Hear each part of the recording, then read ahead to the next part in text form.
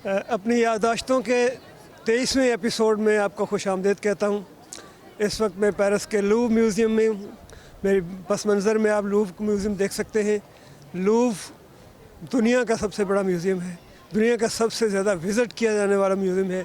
एक मुहतात अंदाज़े के मुताबिक 1 मिलियन से ज़्यादा लोग सालाना इसको विज़िट करते हैं। अगरचे इसका 14-15 यूरो टिकट है, लेकिन देखने वालों का शौक़ और उनका क्रेज़ जो है वो इस पैसे के मुकाबले में कुछ भी नहीं है।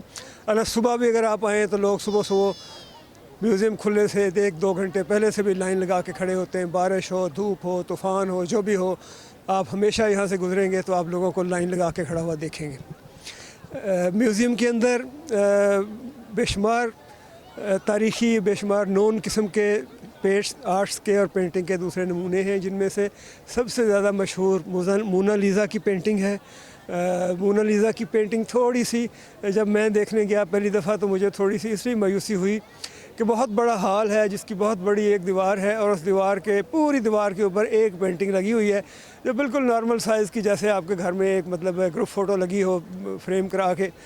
वो ग्रुप फ़ोटो जो है वो नॉर्मली चौड़ाई में ज़्यादा होती है, लंबाई में कम होती है। ये है कि ये लंबाई में ज़्यादा है, चौड़ाई में कम है, बिल्कुल छोटे साइज़ की, हार्डली मेरा ख्याल है कि कोई 1.5 फुट बाई 2 फुट या क्या इस साइज़ की होगी, इससे भी शायद कम हो।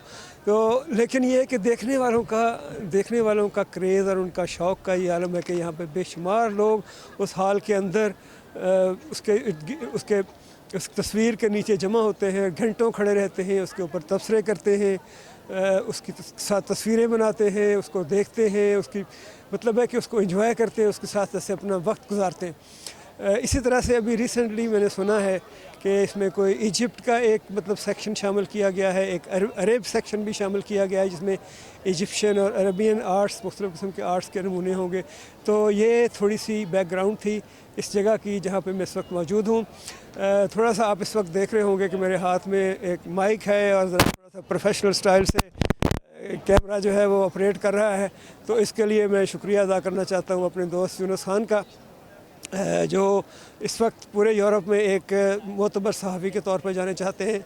आज टीवी के लिए इन्होंने काम शुरू किया था, लेकिन अब वो कई बैनुल-अक़वामी चैनल्स और बैनुल-अक़वामी एजेंसियों के लिए Deutsche Welle, BBC, voice of America और इनकी उर्दू पश्तो सर्विस और इवन कई यहाँ पे फ्रेंच चैनल्स उनके लिए भी काम करते हैं। ये उनकी मेहरबानी कि उन्होंने मेरे साथ ये थोड़ा सा मुझे एक प्रोफेशनल सपोर्ट दी।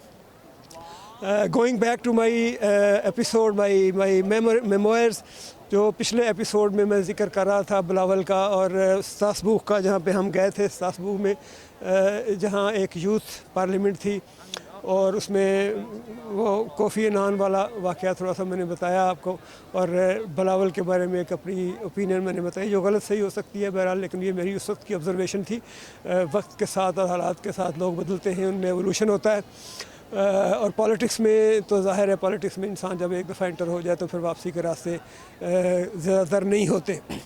उसी दौरान जब कि हम वहाँ स्ट्रासबूर्ग में मौजूद थे तो उसी वक्त, यह मुझे चूँकि एग्जैक्टली महीना या डेट याद नहीं, बट ये 2012 था मेरा ख्याल है, वहाँ पे हमें ख़बर मिली मलाला यूसुफ़ज़ई के ऊपर, जो पाकिस्तान में तालिबान ने फायरिंग की थी और वो ज़ख्मी हो गई बड़ी शदीद। तो यहाँ से फिर हमने बिलावल भुट्टो की तरफ से उसके ऊपर एक मतलब कंडेमनेशन का एक मैसेज भी रिलीज़ किया। वो थोड़ी सी एक मेमोरी है मेरे जहन में कि ये वाक़या उन दिनों हुआ जब कि हम स्ट्रासबूर्ग में थे। एम्बेसडर्स जिनके साथ मैंने काम किया उनका मैं ज़िक्र कर रहा था। एम्बेसडर शफ़क़त सईद का थोड़ा सा मैंने ज़िक्र किया। उनका बड़ा दोस्ताना रवैया होता था स्टाफ के साथ, और उनकी अप्रोच बड़ी वसी थी। वो मीडिया के मामलात को भी समझते थे और कमर्शियल सेक्शन की ज़रूरियात को भी समझते थे, और उनके दरमियान और डिप्लोमेटिक विंग और डिफेंस विंग, चूँकि हर जगह पर डिफेंस विंग वाले बड़े तगड़े होते हैं और वो हर किसी को आगे लगाए रखते हैं। उन सब के बारे में एम्बेसडर शफ़क़त सईद का बहुत बैलेंस रवैया था। हर किसी को समझते थे किसका क्या काम है और किसके काम की कितनी अहमियत है। जैसा कि मैंने आपको पहले बताया, थोड़ा सा 1-2 काम उन्होंने मुझे एडिशनल दिए जो جو ڈپلومیٹک ونگ کے بظاہر کام تھے لیکن وہ انہوں نے میرے ذمہ لگا دیا. اسٹوڈنٹس افیئرس کا معاملہ تھا, کمیونٹی کے بہت سے معاملات جو تھے وہ بعض دفعہ میرے ذمہ لگا دیتے تھے. پھر وہ جو سودہ بکیا والا معاملہ وہ بھی میں نے آپ کو سنایا. سو شفقت سعید کے ساتھ مجھے کام کرنے کا بڑا مزہ ہے. میں نے ان کے ساتھ بہت کام کیا, بہت انجوائے کیا. ہم نے ان کو بے شمار ان کے میں نے انٹرویوز کروائے ڈفرینٹ. فرانس 24 کے ساتھ انہی دنوں میری ایک ایک قسم کی ایسی دوستی کا آغاز ہوا کہ جو آج تک چل رہی ہے. لیمون کے ساتھ انٹرویو, پھر لوگوں کے ایڈیٹرز کے ساتھ, دوسروں کے ساتھ ان کی میٹنگز وغیرہ میں کرواتا تھا, تو اس میں وہ ہمیشہ بڑا خوش دلی سے جاتے تھے اور بہت اچھی گفتگو کرتے تھے, بہت اچھی بات چیت کرتے تھے. دوسرے ایمبیسڈر جن کے ساتھ میں نے کام کیا, غالب اقبال, بہت باکمال انسان تھے, بہت زندہ دل اور بہت پلیزنٹ شخصیت ان کی. ہمیشہ ہر کسی کی حوصلہ افزائی کی انہوں نے, خاص طور سے کمیونٹی کے ساتھ ان کے بہت اچھے تعلقات تھے. بلکہ کمیونٹی کے لیے انہوں نے ایک بہت بڑا کام یہ کیا کہ کمیونٹی کے لیے اس سے پہلے ان کے بیٹھنے کے لیے یا ان کا جو ویزا سیکشن یا جو پاسپورٹ سیکشن یا جہاں پہ کمیونٹی کے معاملات ہوتے وہ کوئی بہت زیادہ آرگنائز اور بہت اچھی بلڈنگ نہیں تھی, بہت اچھا ایریا نہیں تھا. انہوں نے ایک نیا state of the art section بنایا جس میں کمیونٹی کے لوگ, اور پھر اس میں وہاں پہ انہوں نے صبح وہ ٹوکن سسٹم ایک کمپیوٹرائز اور ایک بڑا ماڈرن قسم کا کمپیوٹرائز سسٹم شروع کیا. ان کے بیٹھنے کے لیے بہت اچھی جگہ ہم نے بنائی جہاں پہ وہ بیٹھتے تھے, اور ان سے کمیونٹی بڑی خوش تھی اور کمیونٹی ان کے ساتھ بہت اچھا کوآپریٹ کرتی تھی.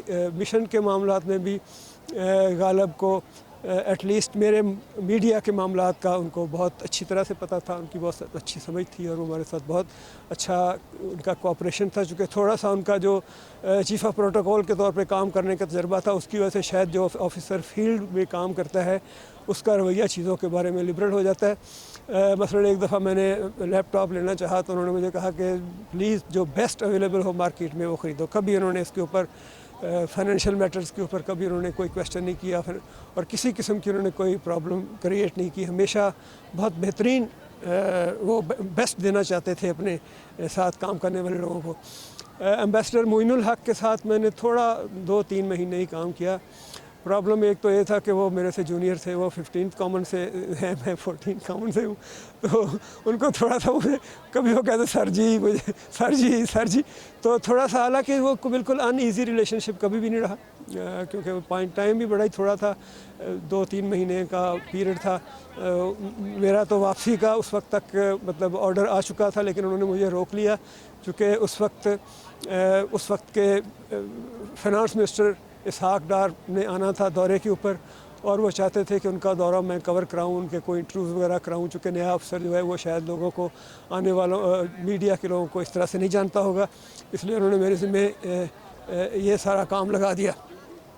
مشن کا تھوڑا سا ماحول جو تھا اس میں میں 1-2 باتیں کرنا چاہتا ہوں کہ باقی مشنز کا مجھے نہیں پتہ, لیکن ہمارے مشنز میں غالب اپنا ایمبیسڈر شفقت سعید کا ٹینیور, غالب اقبال کا ٹینیور اور ان سب کا ٹینیور تقریباً بعض دفعہ مجھے لگتا تھا کہ ڈپلومیٹک ونگ کو وہ دوسروں کے اوپر اہمیت دیتے تھے. جیسے ایک دفعہ ہمارا جو پریس کاؤنسلر کا کمرہ ہے جو پچھلے سال سے تھا, وہ خالی کروا کے ایک ڈپلومیٹک ونگ کے ایک جونیئر افسر کو دے دیا گیا. پھر یہ ہے کہ جب کبھی کوئی ایک دفعہ یہ ہوا کہ کوئی تمبولا کا کوئی پروگرام تھا, تمبولا, تو وہ تمبولا میں ہمیشہ جو ہے وہ ڈیفینس ونگ کا ہی کوئی بندہ جیتتا تھا.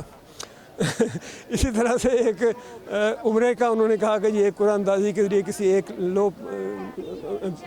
نیچے والے سٹاف کے امپلائی کو کسی کو عمرے پہ بھیجیں گے, تو وہ بھی ڈیفینس ونگ کا ہی انعام نکلا.